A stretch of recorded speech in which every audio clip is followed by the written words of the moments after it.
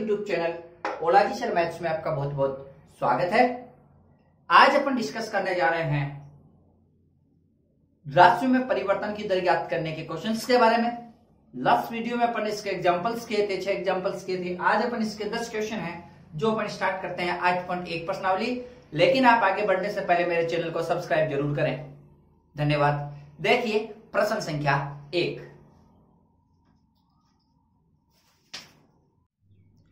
इस क्वेश्चन में अपने को इस बारे में बात की गई है कि एक वृत्त का क्षेत्रफल है जिसके बारे में अपने को डिस्कस करना है और उसकी त्रिज्या में परिवर्तन की दर, त्रिज्या के सापेक्ष परिवर्तन की दर ज्ञात करनी है। जब उसकी त्रिज्या कितनी हो, 3 सेंटीमीटर हो और उसकी त्रिज्या कितनी हो, 4 सेंटीमीटर। चलिए डिस्कस करते हैं अपन इसके बारे में। तो सबसे पहले अपन क्या करेंगे, क्वेश्चन नंबर 1 माना अपन क्या करें, वृत्त की त्रिज्या क्या कितनी मानेंगे, 8 सेंटीमीटर मानते हैं। अब देखिए बेटा इसमें क्षेत्रफल इसका क्या होगा रे, a बराबर होता है pi are square. Pi are square इसका क्षेत्रफल हो जाएगा। आपको इसमें परिवर्तन की दर ज्ञात करनी है इसकी त्रिज्या के सापेक्ष। तो सबसे पहले इसमें त्रिज्या के सापेक्ष अवकलन कर देंगे। तो r के सापेक्ष इसका क्या कर दोगे, अवकलन कर दो। तो अवकलन करेंगे तो बोलो क्या आएगा, r के सापेक्ष इसका डिफरेंशिएशन कर दो। तो a का क्या आ जाएगा, बोलो dA by dr is equal to pi are square का क्या हो जाएगा 2r और r का r के सापेक्ष मान हो जाएगा। अब क्या करना है, r बराबर 3 सेंटीमीटर हो और r बराबर कितना सेंटीमीटर हो, 4 सेंटीमीटर हो। तो dA बाई dr का मान 2 पाई इंटू 3 और यहाँ dA बाई dr का मान हो जाएगा 2 पाई इंटू r की जगह 4। तो ये तो हो जाएगा 8 पाई सेंटीमीटर स्क्वायर पर सेंटीमीटर और यहाँ हो जाएगा 6 पाई सेंटीमीटर स्क्वायर पर सेंटीमीटर। चलिए बात करते हैं प्रश्न संख्या 2 के बारे में। नेक्स्ट सेकंड क्वेश्चन पढ़िए ध्यान से। सेकंड क्वेश्चन क्या है, इस क्वेश्चन में ये कहा गया है कि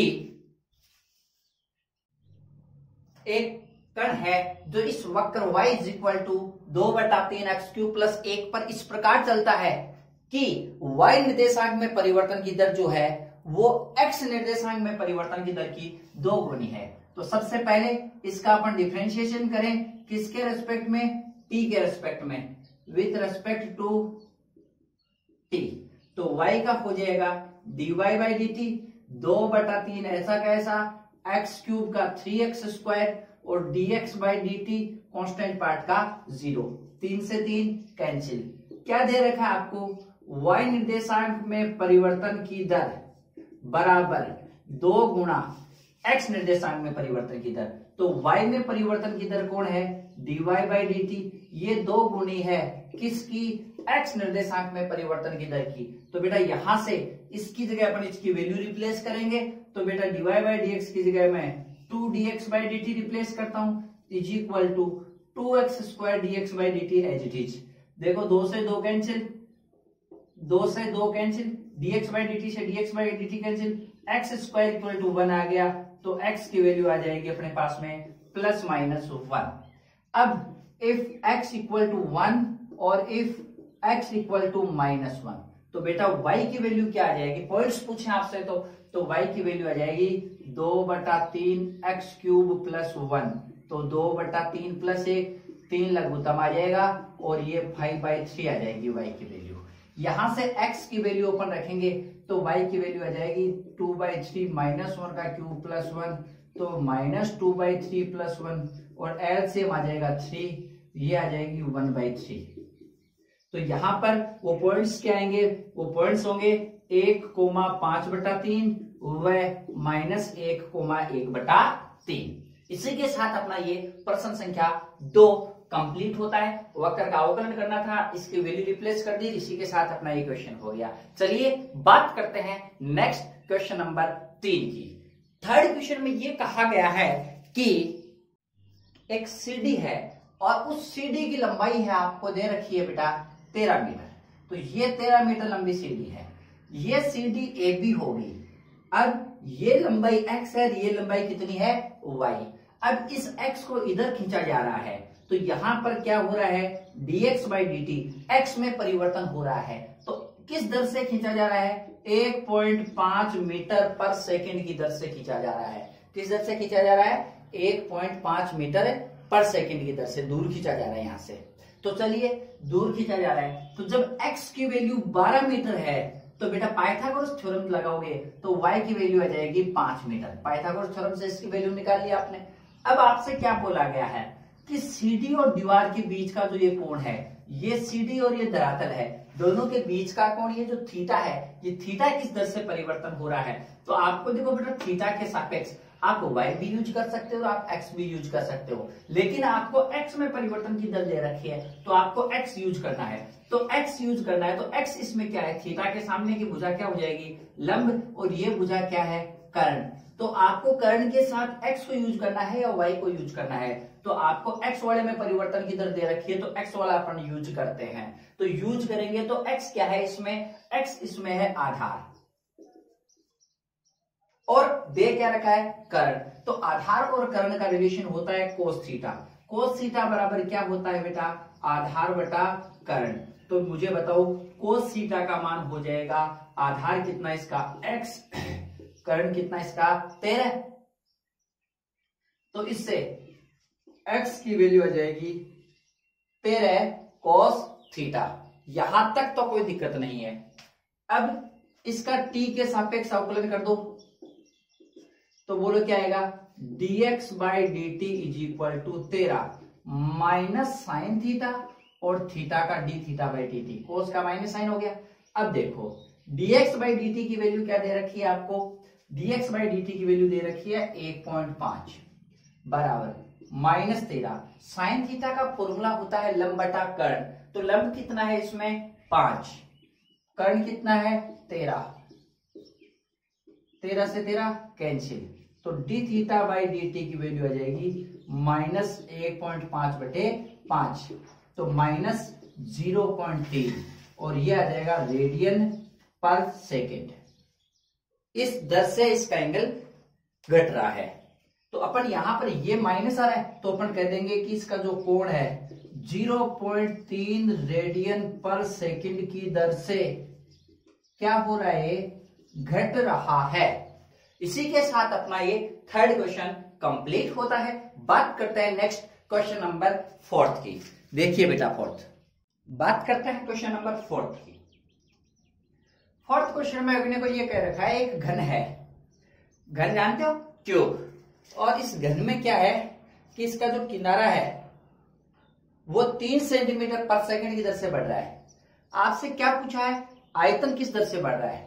तो बेटा देखो अब देखो 4th क्वेश्चन में माना घन की भुजा बराबर कितनी है, x से मीटर मानेंगे इसमें सेंटीमीटर।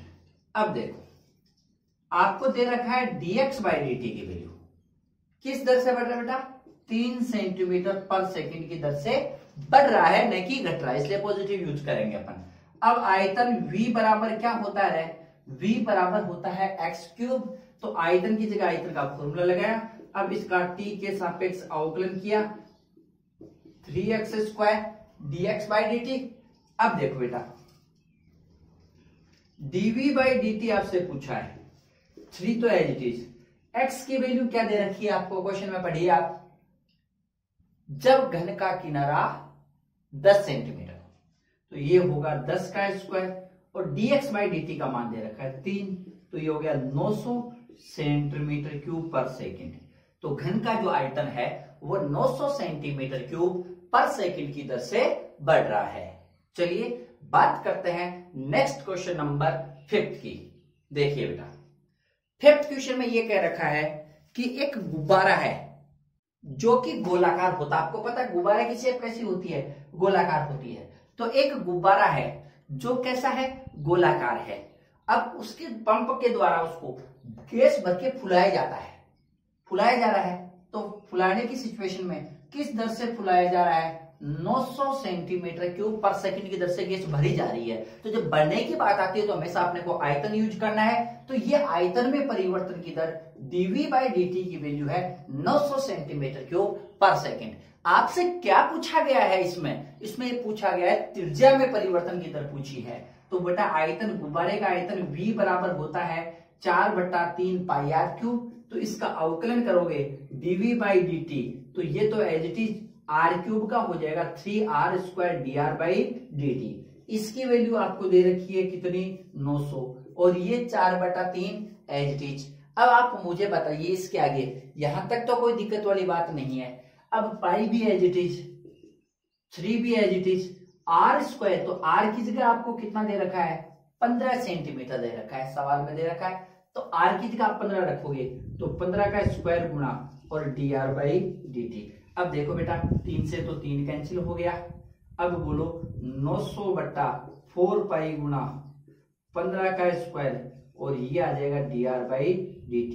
15 6 90 60, 15 4 60 से 60 गया, तो dr बाई dt की वैल्यू आ जाएगी 1/पाई सेंटीमीटर पर सेकेंड, अर्थात त्रिज्या जो है वो 1.1/पाई सेंटीमीटर पर सेकेंड की दर से बढ़ रही है। चलिए बात करते हैं नेक्स्ट क्वेश्चन नंबर 6 की।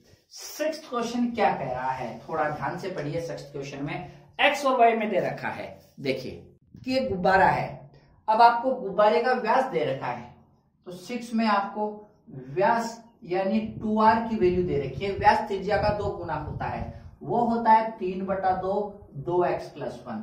तो मुझे बताओ त्रिज्या r का मान 3/4 2x+1 हो जाएगा कि नहीं हो जाएगा। अब मुझे बताओ इसका आयतन, आयतन के बारे में बात कर रहा है, तो v बराबर होता है 4/3 पाई आर क्यूब। तो 4/3 तो एज इट इज, पाई भी as it is, r cube का मतलब हो जाएगा 3 का क्यूब बटा 4 का क्यूब इंटू 2x+1 का क्यूब। तो बेटा इस 3 का क्यूब से ये 3 का क्यूब कट के यहां बच गया 9, इससे 64 वाला कट के बच गया कितना, बोलिए 4 का क्यूब 16। तो ये बचेगा v बराबर 9/16 पाई 2x+1 का क्यूब। तो dv बाई dx क्या हो जाएगा बेटा, तो ये हो जाएगा 9/16 पाई, इसका करेंगे तो 3 तो पहले आ जाएगा और इसका स्क्वायर, अब इस पावर के बाद इसका करेंगे तो 2x+1 का हो गया 2, ये गया 8 बार। तो dv बाई dx की वैल्यू x के सापेक्ष परिवर्तन की दर होगी इसकी 27/8 पाई और 2x+1 का होल स्क्वायर। ये अपने पास में आ जाएगा क्या, 27/16 पाई। ये अपने पास में x के सापेक्ष इसके आयतन में परिवर्तन की दर आ चुकी है। चलिए बात करते हैं नेक्स्ट क्वेश्चन नंबर 7 की।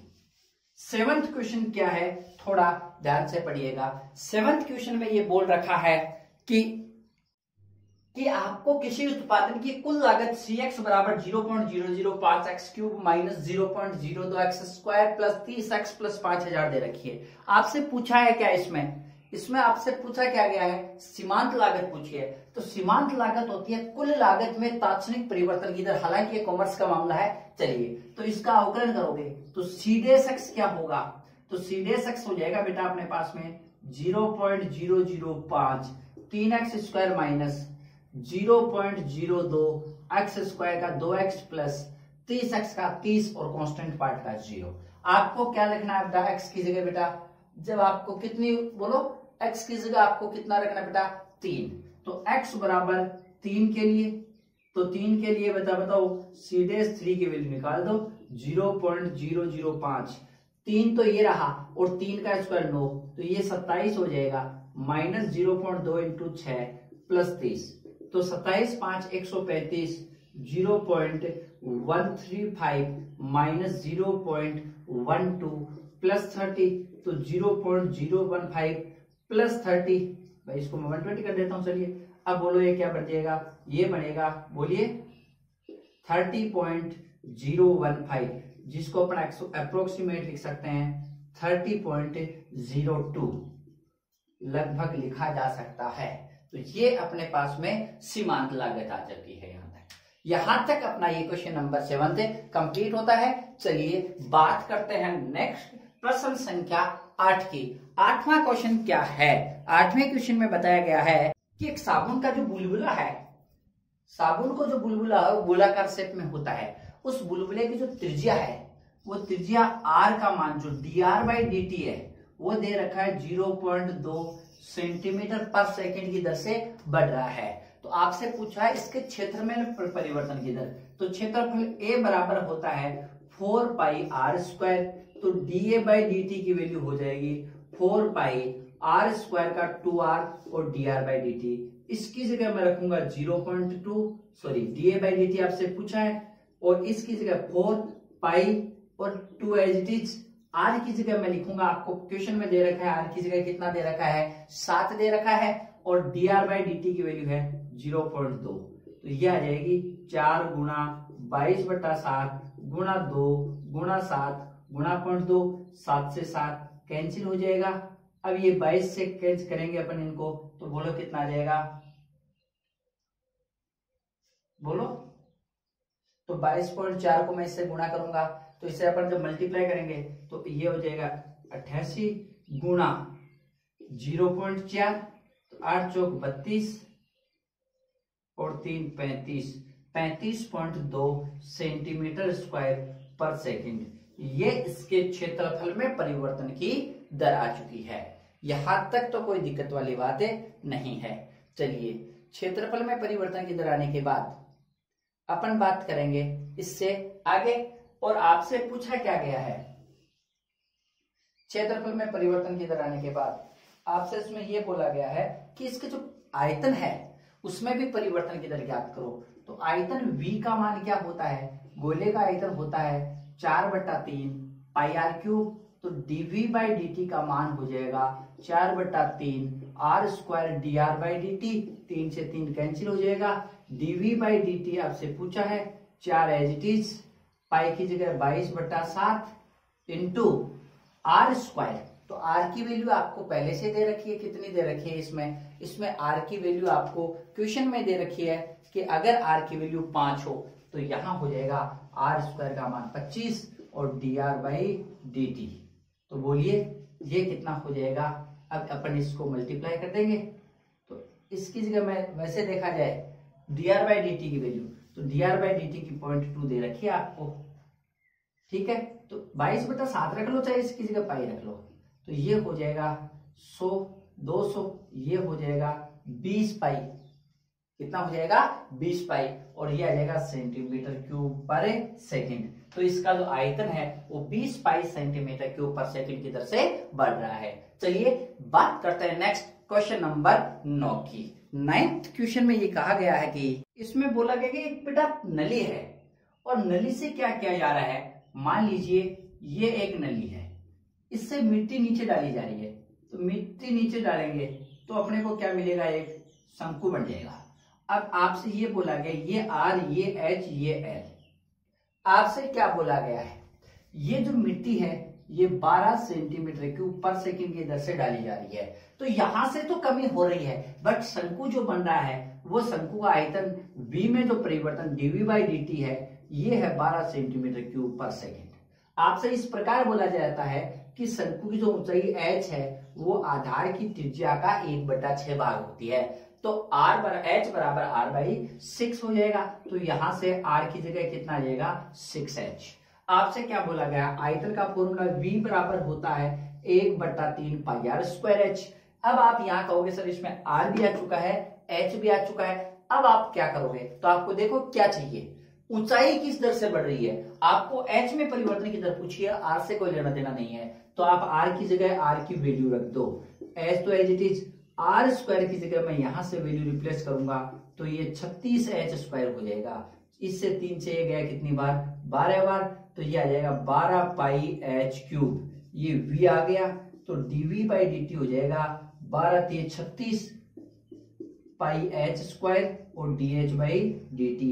dv बाई dt की वैल्यू आपको दे रखी है कितनी, 12, और ये 36 पाई और h स्क्वायर, h की वैल्यू आपको दे रखी है कितनी, 4 दे रखी है, तो ये 4 का स्क्वायर हो गया 16, और फिर dh बाई dt। तो बेटा मुझे बताओ dh बाई dt की वैल्यू आ जाएगी 12/36 पाई गुणा 16, 12 3 36, 1/48 पाई सेंटीमीटर पर सेकंड। ये आ जाएगा dh बाई dt की वैल्यू 1/48 पाई सेंटीमीटर पर सेकंड की दर से इसका हाइट जो है वो बढ़ रही है। चलिए बात करते हैं इस एक्सरसाइज के लास्ट क्वेश्चन नंबर 10 की।